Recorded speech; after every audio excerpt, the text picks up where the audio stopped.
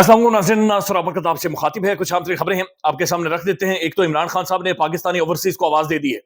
एक दफा फिर इमरान खान साहब ने अडयाला जेल में ओवरसीज पाकिस्तानियों को पुकारा है। ये आपके सामने रख देते हैं।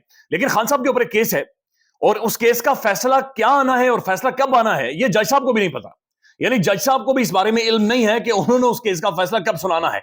ये फनी है लेकिन आपके सामने ये भी रख देते हैं। लेकिन सबसे बड़ी और दिलचस्प खबर ये है जो सोशल मीडिया पर बड़ी डिस्कस हो रही है, बल्कि अमेरिका तक पहुंची है। रिचर्ड ग्रेनेल ये सरदर्द बना हुआ है और रिचर्ड ग्रेनेल ने आप ये यूं कह सकते हैं कि बिल्कुल जमीन और तवे को तता कर दिया है। उसने आंच को बढ़ा दिया है और जल रहे हैं, यानी जलन हर तरफ महसूस हो रही है। अब बकायदे से एक प्रोपेगेंडा शुरू करवाया गया है और ये तमाम तर गैर मारूफ अकाउंट से करवाया गया है, क्योंकि जो भी थोड़ा सा प्रोमिनेंट अकाउंट है वो तो ये काम नहीं करेगा। उसे पता है कि जनाब वो आगे से बेइज्जत करता है, वो आगे से जनाब जूते लेकर पीछे पड़ जाता है। यानी नजम सेठी साहब को उस बंदे ने क्या हाल कर दिया है। इस उम्र में सेठी साहब ने अमेरिका से जाकर रिचर्ड ग्रेनेल से यह करवाया कि this man is a bullshit. ये मुकम्मल तौर पर बुलशिट है। जियो न्यूज का तो खैर उस बंदे ने छोड़ा ही कुछ नहीं है ना। जियो न्यूज तो कालक अपने मुंह के ऊपर बैनुल अक़वामी तौर पर मलवा गया है। तो कोई भी जो बड़ा चेहरा है या मारूफ चेहरा है, निजाम का सहूलतकार है, बेनिफिशियरी है, फैसिलिटेटर है, वो भी इस वक्त झिझक रहा है या पीछे हो रहा है कि जनाब रिचर्ड ग्रेनेल के सामने हमने नहीं आना, क्योंकि उन्हें पता है कि यहां पर कोई सपोर्ट करेगा नहीं और वो छोड़ेगा नहीं और वो फिर सब कुछ फाड़ देगा और फिर बड़ी मुश्किल हो जाएगी। लिहाजा एक प्रोपेगेंडा गैर मारूफ अकाउंट्स के जरिए करवाया जा रहा है कि रिचर्ड ग्रेनेल का यानी रिक ग्रेनेल का ये जो अकाउंट है ये असल में जाली है, ये अकाउंट ही फेक है और इसके अंदर रियलिटी नहीं है। बल्कि रायन ग्रिम ने भी जाकर लिखा कि पाकिस्तान में एक प्रोपेगेंडा किया जा रहा है कि असल में देखें जी, आपने यकीन नहीं करना, ये जो रिचर्ड ग्रेनेल बार बार इमरान खान साहब के बारे में बातचीत कर रहा है ये असल में इसका अकाउंट ही जाली है। आप एक सेकंड के लिए सिर्फ इमेजिन करें, एक अकाउंट जो कि अमेरिका के साबिक इंटेलिजेंस एजेंसी के डायरेक्टर से मंसूब किया गया हो, एक ऐसा अकाउंट एक ऐसे शख्स के बारे में जो डोनाल्ड ट्रंप की टीम का सबसे अहम तरीन हिस्सा जिसे नॉमिनेट कर दिया गया हो कि ये बंदा जनाब वो जो हॉटस्पॉट है या जो बैनुल अक़वामी मिशन है अमेरिका के, ये उनको देखेगा, उनके मामलात को देखेगा। उस अकाउंट से एक ट्वीट होता है और इस ट्वीट को तकरीबन 1.5 करोड़ बंदा देख लेता है। वो tweet globally massively viral tweet हो जाता है। उसके ऊपर जो असल रिचर्ड ग्रेनेल है उसका कोई जवाब नहीं आता और ये कहता है कि जनाब ये असल रिचर्ड ग्रेनेल नहीं है, ये फेक है, ये जाली है।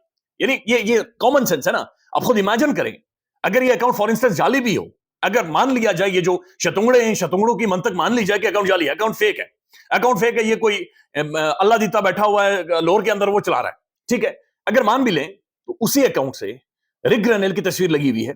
रिचर्ड ग्रेनेल के अकाउंट से एक ट्वीट हो रहा है जिसे 1.5 करोड़ बंदा देखता है। मैसिवली दुनिया का ग्लोबली वायरल तरीन ट्वीट है। तो इसके ऊपर क्या रद्द-ए-अमल ना आता, क्या स्टेटमेंट ना, क्या रिक ग्रेनेल के ट्वीट के ऊपर, एक स्टेटमेंट के ऊपर अमेरिकन एम्बेसी इस तरह से वजाहत देती अगर ये उसका असल अकाउंट ना होता। और आप सिर्फ यहां तक देख लें कि डोनाल्ड ट्रंप ने जब बाकायदा से इस बंदे को अपॉइंट किया अपनी टीम के अंदर, एक खुसूसी अलची इसे नामजद किया, तो जिस अकाउंट को टैग किया वो यही अकाउंट था रिचर्ड ग्रेनेल वाला, जिसमें ये इनकी मंजी ठोक रहा है, जिनमें वो बैनुल अक़वामी तौर पर इमरान खान के लिए आवाज उठा रहे हैं और सवालात पूछ रहे हैं। उसने बड़ा फनी एक्सप्रेशन दिया, उसने कहा जनाब अच्छा मैं कैसे साबित करूं कि जनाब मैं असली हूं या नकली हूं। उसके बाद नीचे जाकर शतुंगड़े लिख रहे हैं, बार बार लिख रहे हैं कि रिक ग्रेनेल असल में ना वीडियो बनाकर जारी करे, हेलो जी मैं रिचर्ड ग्रेनेल हूं और मैं असली हूं, तो देख ले मैं असली हूं। यानी ये वाकईतन ना अभी तक उस सोच में से नहीं निकले जहां पर ये लड़कियों के जाले अकाउंट्स बनाकर ना फेक वो आईडीज बनाकर लोगों से इजी पैसा मांगा करते। लिटरली ये अभी तक हम उस सोच से निकले नहीं है। हम इतने ज्यादा अंदाजा लगा लें, गैर संजीदा लोग हैं, इतने कोई अजीब व गरीब, यानी वो सोच रहा होगा कि यार ऐसी मखलूक दुनिया भर में आती कहां से, ऐसी आइडियाज इन्हें कहां से आते हैं। जियो न्यूज की जिस बंदे ने उधेड़ कर रख दिया सब कुछ, यानी उसकी पतलून भी नहीं छोड़ी, जिस बंदे ने नजम सेठी साहब की तबाही डाल दी, यानी अगर इस अकाउंट के बारे में कोई डाउट होता या इस अकाउंट के पीछे कोई और चेहरा होता या रिक ग्रेनेल ना होता, क्या जियो न्यूज इस तरह से बैठता? वो जियो न्यूज जिसने 2-2 ढाई मिनट के क्लिप बनाकर बाकायदा से वजाहतें जारी की कि देखिए जी रिचर्ड ग्रेनेल हमारे ऊपर हमला कर गया, देखिए जी ये ज्यादती कर रहा है, देखिए जुल्म कर रहा है, हम खामोश नहीं होंगे। क्या नजम सेठी साहब अपनी चिड़िया जो उनकी है वो चिड़िया इधर उधर ना घूमती? लेकिन बहरहाल एक मखसूस किस्म की एक ज़हनियत, एक सोच है जो कि पाकिस्तान के अंदर एक तसल्लियां दे रही है और कोशिश कर रही है कि जो रिचर्ड ग्रेनेल ने इंपैक्ट डाल दिया है, ये इस इंपैक्ट को किसी तरह से, यानी यहाँ पर जो चीखें निकल रही हैं उसे जाहिर किया जाए। लेकिन इसका इंपैक्ट मैसिव है। आप अंदाजा लगा लें कि जनवरी के मिड में एक कांग्रेस की हेयरिंग होने वाली है, कांग्रेसनल हेयरिंग होने वाली है पाकिस्तान के मामलात के ऊपर और डीचो के कत्लेआम के ऊपर। लिहाजा ब्लैक सी में भी ये शतुंगड़े उठकर ये भी कहते हैं कि ये कांग्रेस भी जाली है, ये हेयरिंग भी जाली है, अमेरिका, यानी ये आने वाले टाइम में शायद अमेरिका जाली है, ये असली नहीं है। ये मेरे ख्याल में जब से इन्होंने फॉर्म 47 इनके हाथों में थमाया गया है या फॉर्म 47 की लत इन्हें लगी है, इन्हें दुनिया की हर चीज जाली नजर आती है। ये हर चीज को समझते हैं कि जाली तरीके से, 2 नंबर तरीके से एक प्रोपेगेंडा के जरिए मैनेज कर दिया जाएगा اور یہ چیزیں آگے چلیں گی. اب دوسری خبر یہ ہے کہ سول نافرمانی, یہ پاکستان کے ٹویٹر کے اوپر اس وقت ٹاپ ٹرینڈ ہے جناب کہ تحریک انصاف یا پاکستانیوں کی سول نافرمانی یا سول ڈس اوبیڈینس. یہ معاملہ فورن ریمیٹنسز کا, یہ 32 ارب ڈالرز کے ریمیٹنس جو پاکستانی یہاں پر بیچتے ہیں. تقریباً 1 کروڑ 28 لاکھ بندہ ہے جو پاکستان سے باہر ہے, جو اوورسیز پاکستانیز ہیں. ان میں سے 64 لاکھ مڈل ایسٹ کے اندر موجود ہیں. پھر مختلف ممالک یعنی جو اصل جو جن کے اوپر ریلائی کیا گیا ہے وہ ہیں 21 لاکھ وہ پاکستانی جو امریکہ میں ہیں, جو کینیڈا میں ہیں, جو یورپ کے اندر موجود ہیں, جو ڈیولپڈ اسٹیٹس کے اندر موجود ہیں, جو اسکینڈینیوین کنٹریز کے اندر موجود ہیں, یہ وہاں پر موجود ہیں. اب یہ جو 21 لاکھ وہ پاکستانی ہیں, یہ پاکستان میں جب پیسے بیچتے ہیں تو یہ پراپرٹیز خریدتے ہیں, زمینیں خریدتے ہیں, پھر ان کا اور بہت زیادہ انپٹ ہوتا ہے, پھر یہ چیریٹی کے حوالے سے بہت سارے پیسے پاکستان میں بیچتے ہیں. لہذا ان کا امپیکٹ بہت میسو ہوگا اور بہت زیادہ ہوگا. سجاد برقی صاحب, میں نے ان کا انٹرویو کیا ہے اور ظاہر ہے وہ اس سے پہلے لارا ٹرمپ کے ساتھ بھی ملے تھے اور اوورسیز کے بہت سارے معاملات کو دیکھتے ہیں. وہ کہہ رہے ہیں اوورسیز پاکستانی تیار بیٹھے ہوئے ہیں, یعنی تیار بیٹھے ہوئے ہیں, صرف عمران خان صاحب نے گو اہیڈ دینا ہے. انہوں نے ریمیٹنسز روک لینے سے مراد یہ کہ بالکل ختم نہیں کر دینے, ریمیٹنسز کم کر دینے. یعنی 32 ارب ڈالر جو ریمیٹنس پاکستان میں آتا ہے, اگر اس میں سے صرف 1 ارب ڈالر بھی کٹ لگ جاتا ہے, 32 سے یہ 31 ہو جاتا ہے, اللہ معاف کرے, اللہ رحم کرے, اکنامکلی ہم کولیپس کر جائیں گے, اکنامکلی ہم لوگ فارغ ہو جائیں گے. یعنی بالکل یہ حالات ہوئے پڑے کہ ہم مانگ کر روٹی کھاتے ہیں, مانگ کر یہ ملک اس وقت روٹی کھا رہا ہے. جس طریقے سے معاملات چل رہے ہیں یہ بالکل مانگے تانگے کے چل رہے ہیں.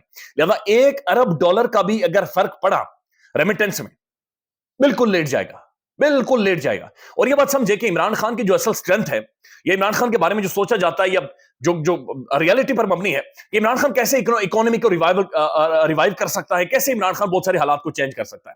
اس کی بنیادی وجہ عمران خان کا اور اوورسیز پاکستانی کا ایک تعلق ہے, ایک کنیکشن ہے. عمران خان آج کھڑا ہو کر یہاں پر اعلان کر دے اوورسیز پاکستانیوں سے کہ ہم نے ملک کی معیشت کو ٹھیک کرنا ہے, لہذا آپ انویسٹ کریں یہاں پر.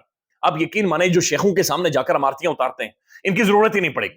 اوورسیز دھڑا دھڑ, بلکہ جو روشن ڈیجیٹل اکاؤنٹ خان صاحب نے کھولا تھا اوورسیز پاکستانیوں کے لیے, 22 ارب ڈالر سے 36 ارب ڈالر تک ریمیٹنس گیا تھا, 22 سے 36 تک گیا. پھر وہاں سے جا کر پھر جب سے ریجیم چینج ہوئی ہے تو ریمیٹنس میں خاصی کمی آئی ہے, لیکن وہاں تک گیا. یہ ٹرسٹ کا سارا معاملہ ہے. لہذا سول ڈس اوبیڈینس کی طرف آج آخری دن ہے اور آج حکومت کی جانب سے کمیٹی بنا دی گئی ہے. اس کمیٹی کے اوپر بیرسٹر گوہر صاحب تو چھلانگے ماریں گے, مروت صاحب بھی چھلانگے ماریں گے, لیکن یہ بالکل ایک نان سٹارٹر ہے, یہ ایک غیر سنجیدہ چیز ہے اور اس ویری اوبیس کہ اس میں سے کچھ نہیں نکلنا. لیکن بہرحال دعائیں یہی ہیں کہ اللہ کرے کہ اس میں سے کچھ نہ کچھ نکلے اور معاملات جائیں, لیکن کسی بھی طور پر نظر نہیں آ رہا کہ جناب یہ لوگ ہیں جو کہ ان سارے معاملات کو حل کر سکتے ہیں. آپ اندازہ لگائیں, شہباز شریف صاحب نے اسپیکر قومی اسمبلی کی تجویز پر حکومتی اتحاد کے ممبران پر مشتمل مذاکراتی کمیٹی تشکیل دے دی ہے. کمیٹی میں وزیر اعظم کے اسحاق ڈار صاحب ہیں, نائب وزیر اعظم, اس کے بعد رانا ثناء اللہ صاحب ہیں, سینیٹر عرفان صدیقی شامل ہیں.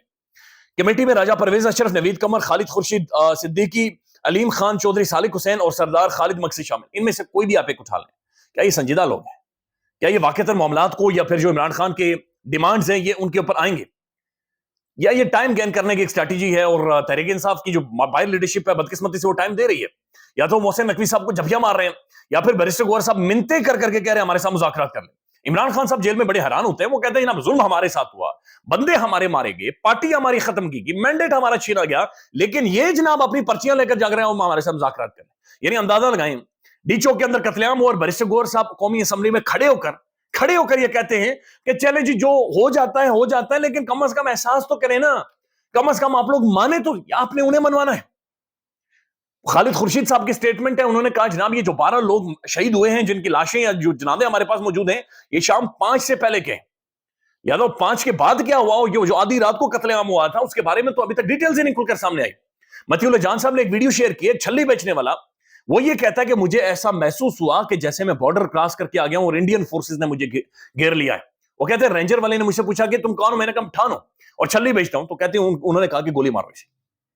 اندازہ لگا نہیں اتنا خوفناک قسم کا ظلم ہوا, زیادتی ہوئی. لیکن بہرحال یہ ایک رسمی طور پر مذاکراتی کمیٹی بن گئی ہے, ان کی ملاقاتیں ہوں گی, ٹی او آرز طے ہوں گے, کبھی ادھر جا رہے ہیں کبھی ادھر جا رہے ہیں. تو بیرسٹر گوہر صاحب کو شاید موقع مل جائے گا مزید ان کے صاف کر کے کالی ان کے ٹائی کوٹ اور ٹشو ششو لے کر گھومنے کا, لیکن اس کے اندر نظر آ رہا ہے کہ یہ کلیئرلی ایک نان سٹارٹر اور اس کے اندر کوئی ریالٹی نہیں. توشہ جو معزز کے ساتھ القادر ٹرسٹ کے 190 ملین پاؤنڈ, 171 ملین پاؤنڈ بھی حکومت کے پاس ہے, اس مال کے اوپر پیسہ بھی انہوں نے کمایا ہے. القادر یونیورسٹی بھی بنی ہوئی ہے, اس کے اندر سٹوڈنٹس بھی پڑھ رہے ہیں.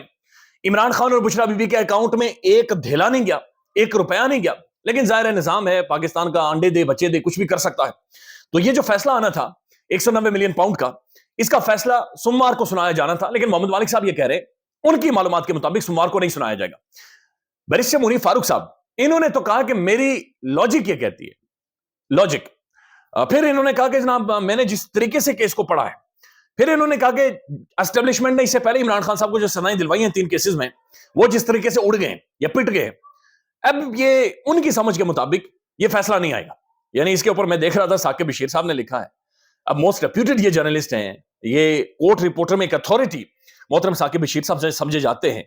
इनका ट्वीट बड़ा मानी खेज है। इन्होंने लिखा है कि जनाब सब ये कह रहे हैं कि जनाब फैसला सोमवार को नहीं आएगा, क्या ये बात अदालत को भी कोई बता दे कि बाहर बात चल निकली है कि आप कल फैसला नहीं सुना रहे। यानी जज साहब को भी अभी तक साफी कह रहे हैं कि उन्हें नहीं पता कि उन्होंने कल फैसला सुनाना है या नहीं सुनाना, लेकिन बड़े क्लोज साफी, बड़े इंतजाम के इस वक्त वो ये समझते हैं कि कल फैसला 190 मिलियन पाउंड वाला ये नहीं सुना, अल कादिर ट्रस्ट वाला फैसला नहीं सुनाया जाएगा।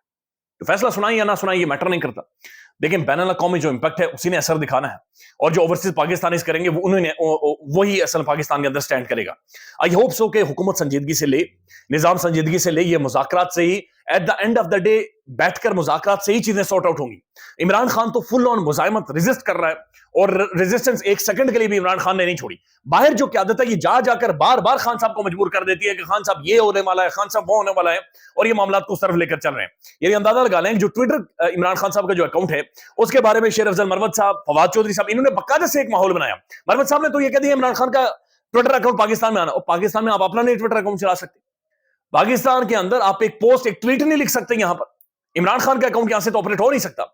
इमरान खान ने कहा कि मेरा अकाउंट पाकिस्तान के बाहर से ही ऑपरेट होगा, मैं सोशल मीडिया के साथ स्टैंड करता हूं, मेरे अकाउंट से जो भी स्टेटमेंट जाती है मैं उसके साथ स्टैंड करता हूं, और मैं एंड तक, आखिरी बॉल तक रेजिस्ट करूंगा, मुजाहिमत करूंगा, खड़ा रहूंगा। ख्याल रखिएगा, मजीद अपडेट करेंगे। अल्लाह हाफिज।